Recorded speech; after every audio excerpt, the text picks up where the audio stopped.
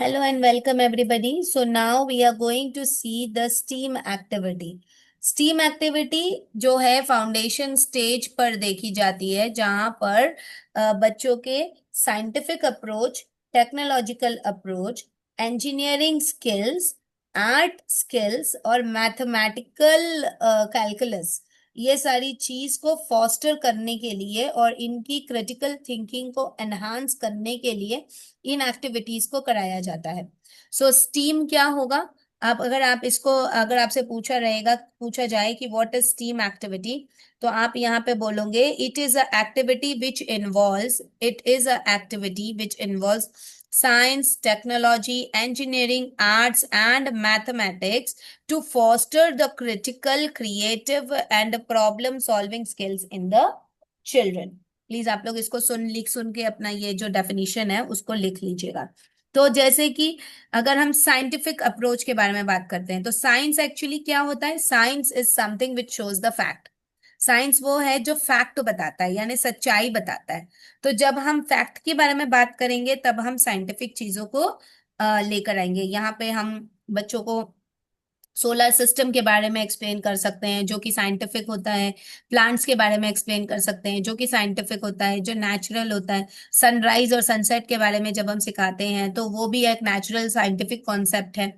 तो ये चीजें हम बता सकते हैं। इसके बाद जो नेक्स्ट टी आता है, अब ये एस हो गया, अब दूसरा आ गया T. T is for technology. तो जो भी हम टेक्निकल चीजों का यूज करते हैं, अब जैसे अगर आप एविएट्स का भी यूज कर रहे हो, टेक्नोलॉजी से रिलेटेड कोई एक्टिविटी कर रहे हो, बच्चे को कोई टेक्निकल चीज प्रोवाइड कर रहे हो। ना what is technology actually? Technology is a system. ठीक है ना? टेक्नोलॉजी क्या है? एक सिस्टम है, एक मैनेजमेंट है। जैसे पहले जमाने पे है ना, जब दाल चावल बनते थे तो वो किस में बनाते थे? मटके में, घड़े में बनाते थे, है ना? तो उसको बार बार चलाते रहते थे, फिर वो पकता था। तो बहुत से तो अभी तो वैसे मैं भी एक हिसाब से ऐसे ही बनाती हूँ चावल, शायद आप लोग भी ऐसे ही बनाते होगे। मतलब उसका पानी पूरा उतार देते, जिसे हम तो ये बोलते हैं ना पसा के चावल बनाना, ऐसे हमारे यहाँ बोलते हैं।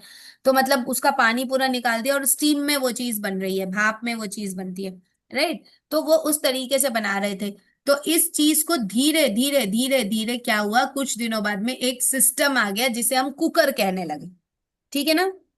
एक, क्योंकि वो जो सिस्टम था उस सिस्टम को वुमेन्स ने बनाया कि एक ढक्कन को रख कर उसको पानी को निकाल दो और फिर उसके बाद जो उसमें भाप बन रही है उसी भाप में उसे पकने दो।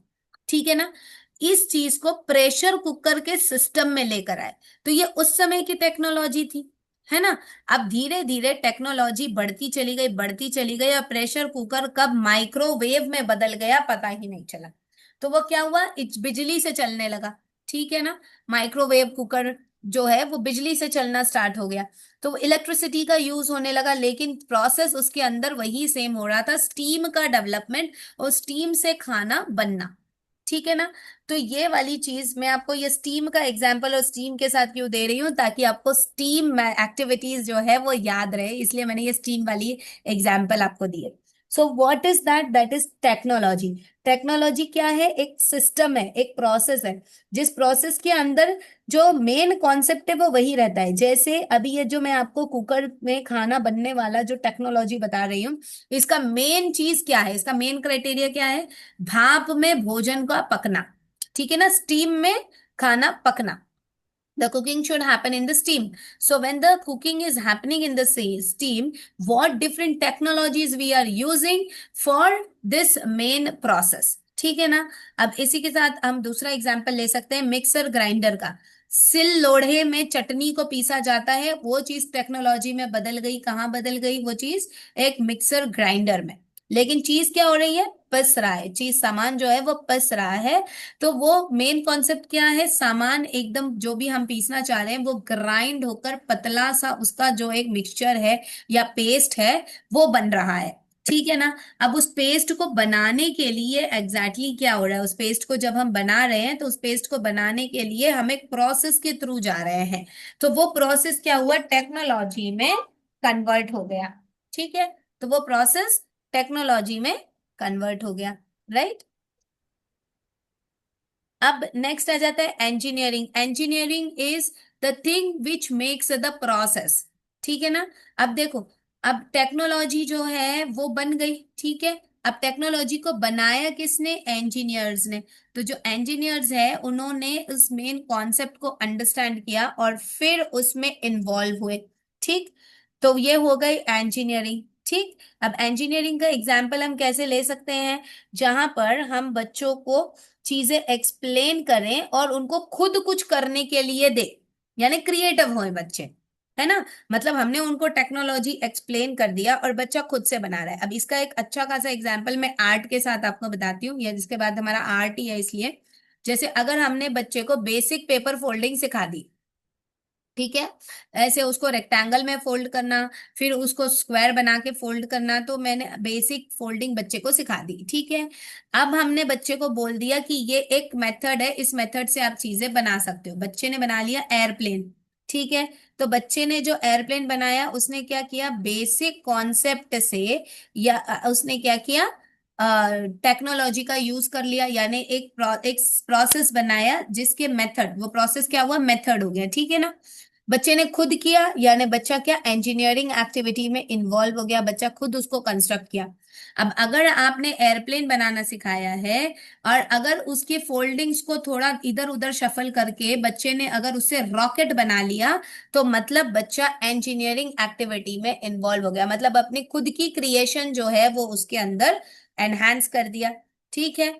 अब जब बच्चा खुद की क्रिएशन एनहांस कर दिया और कुछ अलग सी चीज बना लिया, तो मतलब उसके अंदर स्किल डेवलप हो गई, यानी आर्ट। तो art is what? Skill, right. अब इस चीज को करने के लिए लॉजिक लगाया गया, स्टेम सिस्टम लगाया गया, और वो लॉजिक और सिस्टम बन गया मैथमेटिक्स, राइट। अब देखिए, एक और एग्जांपल बताती हूँ। जैसे हम पेपर को जब फोल्ड करते हैं और हमको उस पेपर का सर्कल बनाना होता है, तो आप लोगों को एक मेथड पता होगा।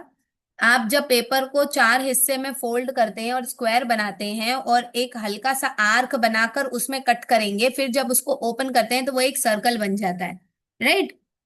अब ये एक्टिविटी बच्चों को अगर मैं सर्कल बनाना सिखा रही हूँ, ठीक है, तो मैंने क्या किया? बच्चे को बेसिक फोल्डिंग से सिखाई। वो क्या था? साइंस, बिकॉज वो फैक्ट है, पेपर ऐसे ही फोल्ड किया जाता है, ठीक है। फिर मैंने बच्चे को वो प्रोसेस बताया कि यहां से अगर आप आर्क बना के उसको कट करोगे तो फिर ये सर्कल बन जाएगा। तो मैंने क्या दिया? बच्चे को एक सिस्टम दिया, जिस सिस्टम से बच्चे ने सर्कल बनाया, डायरेक्टली ड्रॉ नहीं किया, एक सिस्टम से बच्चे ने सर्कल बनाया। तो the child is using technology, right. Next is engineering, the child is doing himself, तो वो इंजीनियरिंग हुआ, ठीक है। अब ये जो मेथड है, इस मेथड से बच्चे ने क्या किया? बच्चे ने एक बोट बनाई और बोट बनाकर उसके आजू बाजू के आर्क्स जो है उसको कट कर दिया, ठीक है। उसको जैसे ही उसने कट करा एक टी शर्ट बन गया। मैं आपको ये एक्टिविटी करके दिखाऊंगी हमारे नेक्स्ट जो सेशन में। इसमें मेरा कैमरा ऑन नहीं हो रहा है तो मैं उसको कर नहीं पा रही हूँ मैं, लेकिन हमारा जो नॉर्मल मीट सेशन होगा उसमें मैं आपको एक्टिविटी करके बताऊँ। तो बच्चे ने उसको दोनों तरफ से कट कर दिया, तो वो क्या हो गया? इंजीनियरिंग पार्ट, ठीक है। Next is art. अब जब हम आर्ट की बात कर रहे हैं तो भाई बच्चे ने जब अपना खुद दिमाग लगाया, खुद उसको कंस्ट्रक्ट किया, तो फिर उसकी आर्ट एक्टिविटीज जो है वो एनहांस हो गई, ठीक है। बच्चा एक आर्टिस्ट टाइप बन गया। अब वहां पे उसने लॉजिक लगाया, वहां पे उसने मैथमेटिक्स लगाया। कैसे? क्योंकि जब वो एक टेक्नोलॉजी को फॉलो करता है, खुद उसके अंदर इन्वॉल्व हो रहा है और अपनी स्किल्स को डेवलप कर रहा है, तो ऑब्वियसली वो एक स्टेप को फॉरवर्ड कर रहा है, तो लॉजिक जा रहा है, इसीलिए वो स्टीम एक्टिविटी बन जाती है। अब छोटे बच्चों को जब हम स्टीम एक्टिविटीज करा रहे हैं तो हमको कैसे कराना है? सबसे पहले तो हमको उनको इंट्रो कराना है।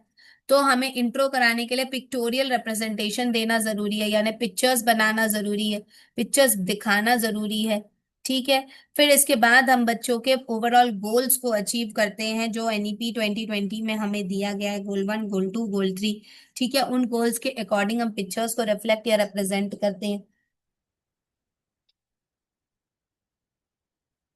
फिर उसके बाद में हम बच्चों की लैंग्वेज डेवलपमेंट पर फोकस करने के लिए उनको फोनेटिक कॉन्सेप्ट या फोनेटिक नॉलेज को भी एनहांस करते हैं। बच्चों को जब हम स्टोरीज और राइम्स बताते हैं तो बच्चे की इंटेलेक्चुअल डेवलपमेंट होगी, कॉग्निटिव डेवलपमेंट होगी। इसी के साथ साथ जब हम बच्चे की LSRW स्किल्स यानी लिसनिंग, स्पीकिंग, रीडिंग, राइटिंग को एनहांस करेंगे, ये स्किल्स बच्चों की डेवलप होंगी। ठीक है।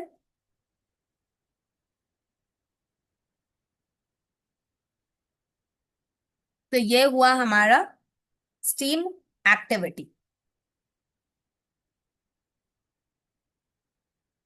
आई होप आपको ये स्टीम एक्टिविटी अच्छे से समझ में आ गई होगी।